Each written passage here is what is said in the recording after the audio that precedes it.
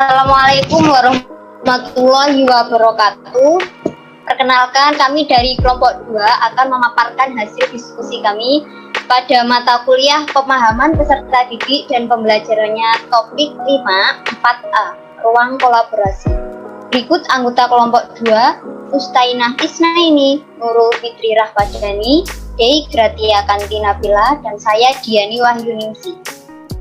Pada topik ini akan membahas studi kasus tentang Diana. Kami sebagai wali kelas Diana yang berumur 10 tahun, kelas 4, Diana nilainya tertinggal jauh dengan teman-temannya. Dia kurang baik dalam mengerjakan pekerjaan rumah selama PJJ kemarin.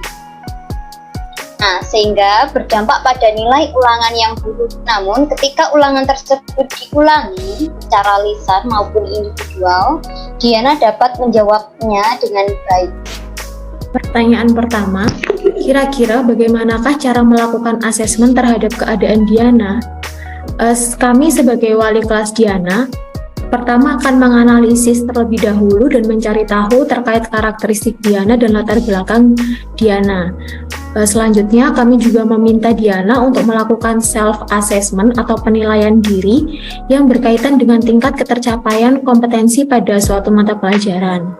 Kemudian setelah mengetahui dan menganalisis karakteristik latar belakang dan self-assessment yang dilakukan Diana, kami akan mengkomunikasikan hasilnya kepada wali Diana.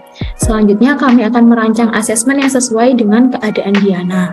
Berdasarkan kasus yang telah dipaparkan, Diana memiliki gaya belajar auditori, sehingga tindakan yang kami lakukan terkait asesmen terhadap keadaan Diana yaitu membuat asesmen yang lebih bervariasi.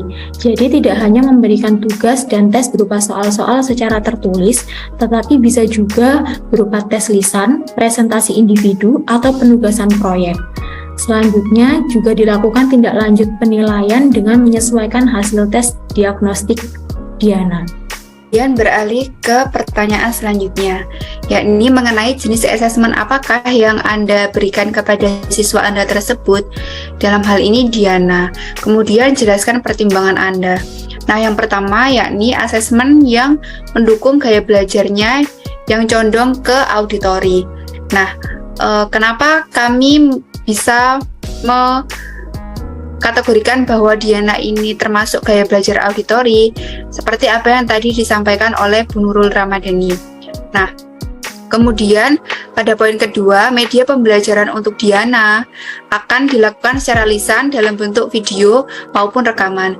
Jadi media pembelajaran untuk Diana ini tidak melulu semua berbasis teks maupun gambar seperti poster, peta konsep, dan lain sebagainya. Namun juga dilakukan pembelajaran yang berbasis audio, seperti pada video dan rekaman, sehingga memudahkan Diana dalam pembelajaran.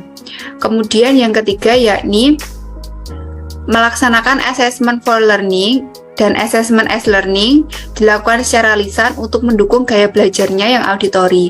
Nah, dalam hal ini, Diana diberikan assessment tidak hanya berupa tulisan, maupun gambar, ataupun bahan-bahan bacaan. Namun juga bisa dilakukan assessment seperti wawancara, rekaman audio, maupun ujian-ujian yang dilakukan secara lisan. Lah, dalam memilih media pembelajaran dan assessment, disesuaikan dengan gaya belajar Diana yang auditori. Jadi tidak melulu media pembelajaran dan asesmen yang dilaksanakan oleh guru bergaya kinestetik yang biasa dilakukan seperti bahan bacaan maupun gambar-gambar, ataupun yang kinestetik seperti kegiatan-kegiatan yang di laboratorium. Namun juga bisa dilakukan diberikan media pembelajaran dan asesmen yang mengcounter gaya belajar Diana yang auditori, yakni media pembelajaran yang berupa rekaman, berupa video, dan juga asesmen yang berupa wawancara, rekaman audio, maupun ujian secara lisan. Pertanyaan ketiga, yakni kesimpulan apa yang Anda dapat tarik dari asesmen yang Anda desain dan lakukan tersebut.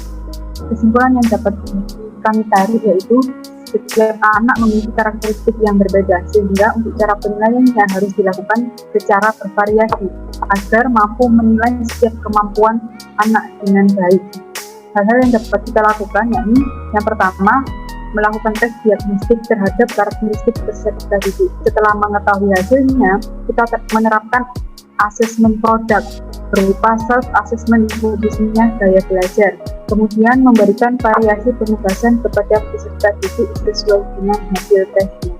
Baik, sekian presentasi dari kelompok kami. Mohon maaf apabila ada kesalahan dalam pengucapan kata maupun perbuatan.